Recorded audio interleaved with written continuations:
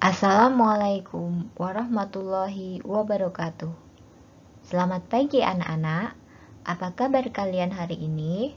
Semoga selalu dalam keadaan sehat walafiat. Amin. Hari ini kita akan belajar tema 1, subtema 1, pembelajaran ke-1. Sebelum memulai pembelajaran hari ini, marilah kita berdoa terlebih dahulu. Semoga apa yang kita pelajari hari ini bisa bermanfaat.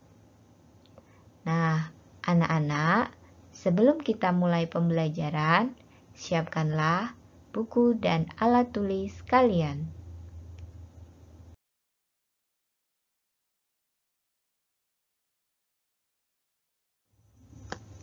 Anak-anak, tahukah kalian bahwa Indonesia terdiri atas banyak pulau, suku bangsa, tarian, rumah adat, serta agama?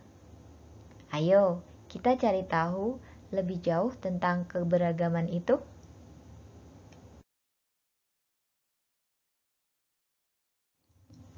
Indonesia terdiri atas berbagai macam suku bangsa dan budaya, namun tetap dalam satu wadah Negara Kesatuan Republik Indonesia atau disingkat dengan NKRI.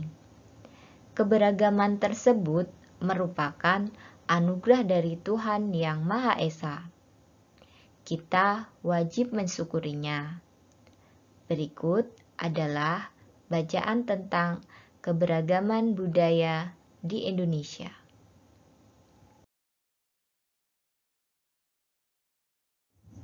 Pawai budaya. Pawai budaya sangat menarik bagi warga Kampung Babakan. Pawai ini selalu menampilkan keragaman budaya Indonesia.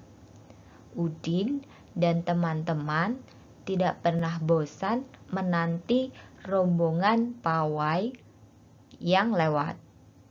Tahun ini mereka datang ke alun-alun untuk melihat pawai tersebut. Kakek Udin pun terlihat sabar menanti. Terdengar suara gendang yang menandakan rombongan pawai semakin dekat.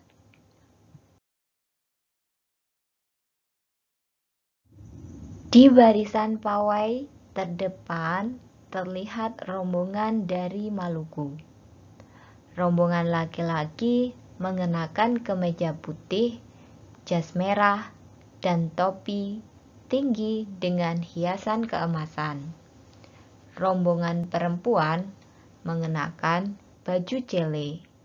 Baju ini terdiri dari atasan putih, berlengan panjang, serta rok lebar merah. Langkah mereka diiringi oleh suara tifa, alat musik dari Maluku. Bunyinya seperti gendang, namun bentuknya lebih ramping dan panjang. Budaya Maluku sangat unik dan menarik.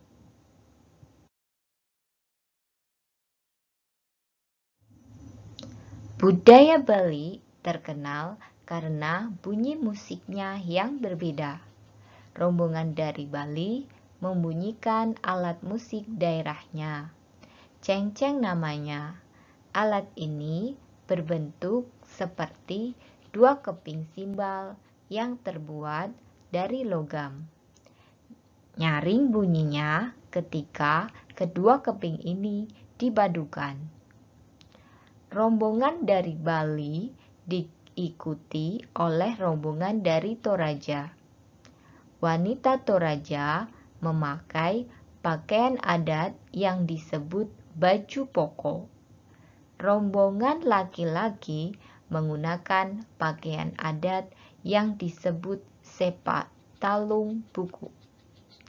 Rombongan Toraja membunyikan alat musik khas mereka, Pak Pompang namanya. Alat musik ini berupa suling bambu besar yang bentuknya seperti angklung. Unik bentuknya, unik pula bunyinya. Budaya Toraja sangat menarik untuk dipelajari. Udin dan teman-teman senang melihat pawai budaya. Selalu ada hal baru yang mereka perhatikan setiap tahun. Pakaian adat dari berbagai suku di Indonesia selalu menyenangkan untuk diamati. Benar kata Ibu Udin, kebudayaan Indonesia memang sangat beragam, kaya, dan mengagumkan.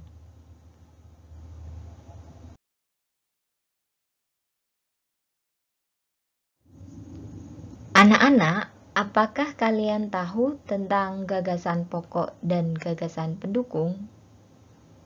Nah, sekarang kita pelajari ya. Setiap bacaan biasanya terdiri atas beberapa paragraf. Setiap paragraf memiliki gagasan pokok yang didukung oleh gagasan pendukung. Gagasan pokok adalah ide utama yang dibahas dalam suatu bacaan. Dapat berupa kalimat inti atau berupa pokok paragraf. Sedangkan gagasan pendukung adalah uraian atau tambahan informasi untuk gagasan pokok.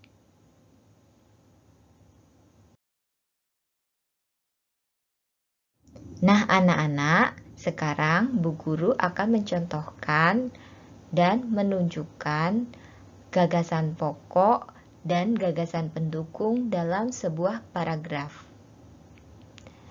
Simak paragraf berikut ini. Siap menghadapi musim hujan. Musim hujan hampir tiba. Warga desa Kambung Babakan berdiskusi untuk melakukan kerja bakti. Mereka berencana membersihkan selokan. Mereka sepakat ketika selokan bersih, warga tidak akan kebanjiran.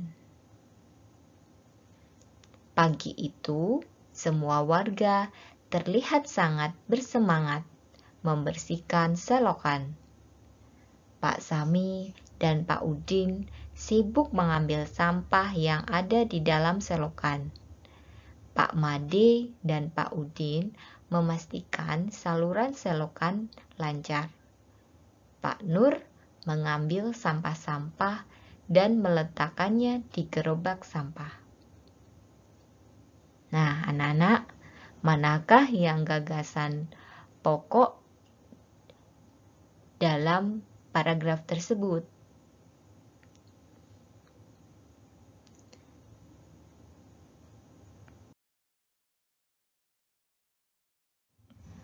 Nah, anak-anak, paragraf pokoknya adalah pada kalimat musim hujan hampir tiba.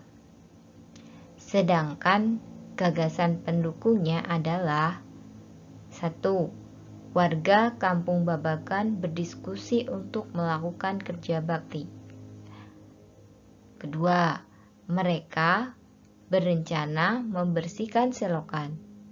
Yang ketiga, ketika selokan bersih, warga tidak akan kebanjiran. Yang keempat, semua warga membersihkan selokan. Yang kelima, Pak Sami dan Pak Udin mengambil sampah di selokan. Dan seterusnya adalah paragraf pendukung. Jadi sekarang anak-anak sudah paham ya, apa itu paragraf pokok dan paragraf pendukung.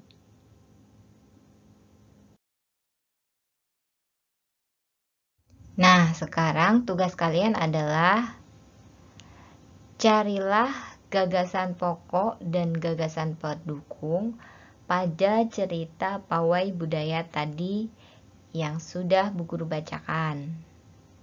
Kalian kerjakan pada buku tulis kalian.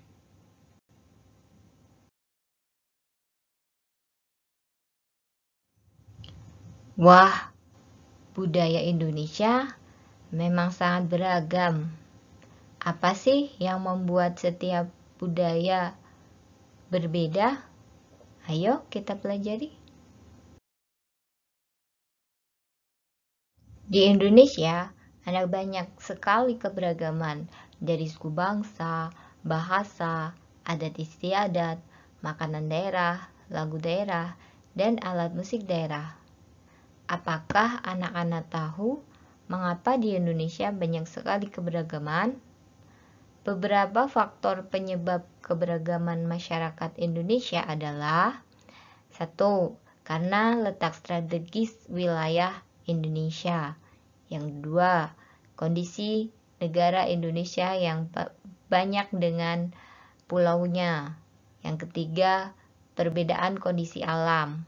Yang keempat, keadaan transportasi dan komunikasi. Kelima, penerimaan masyarakat terhadap perubahan. Yang keenam, karena faktor sejarah. Yang ketujuh, faktor agama. 8, karena pengaruh budaya asing. Yang kesembilan, karena ras. Dan yang ke-10, karena golongan atau kelompok dalam masyarakat.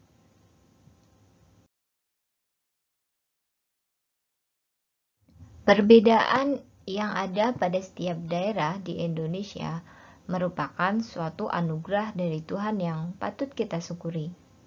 Nah, sekarang tuliskan pada kolom berikut apa yang telah kamu lakukan untuk menghargai perbedaan yang ada.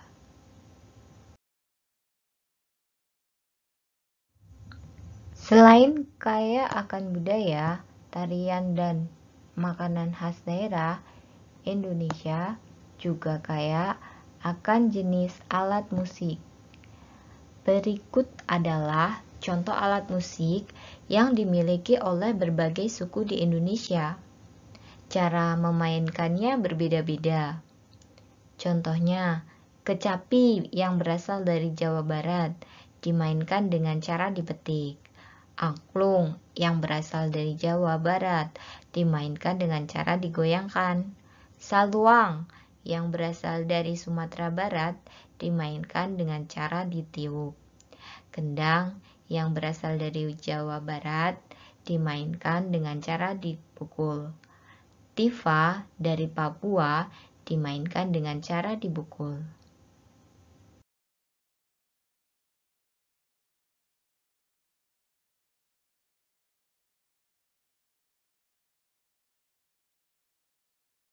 Nah, sekarang amati benda-benda yang ada di sekitarmu.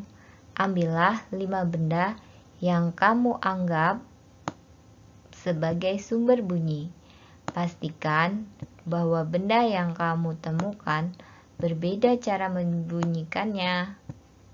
Ditiup, digesek, dipetik, dipukul, atau ditekan.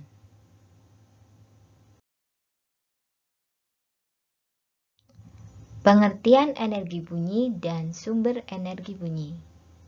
Energi bunyi adalah energi yang dihasilkan oleh getaran atau partikel-partikel udara di sekitar bunyi.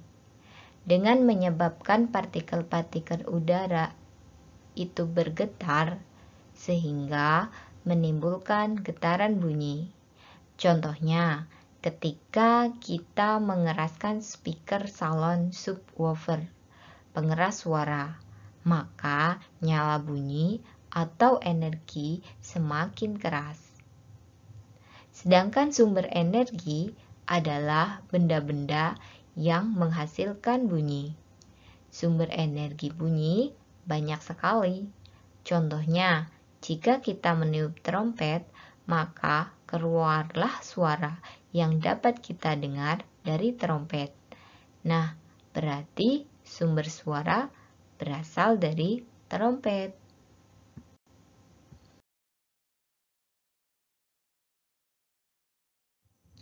Demikianlah pembelajaran kali ini anak-anak. Marilah kita tutup dengan doa. Semoga apa yang kita pelajari hari ini bisa bermanfaat. Sampai jumpa di pembelajaran berikutnya. Wassalamualaikum warahmatullahi wabarakatuh.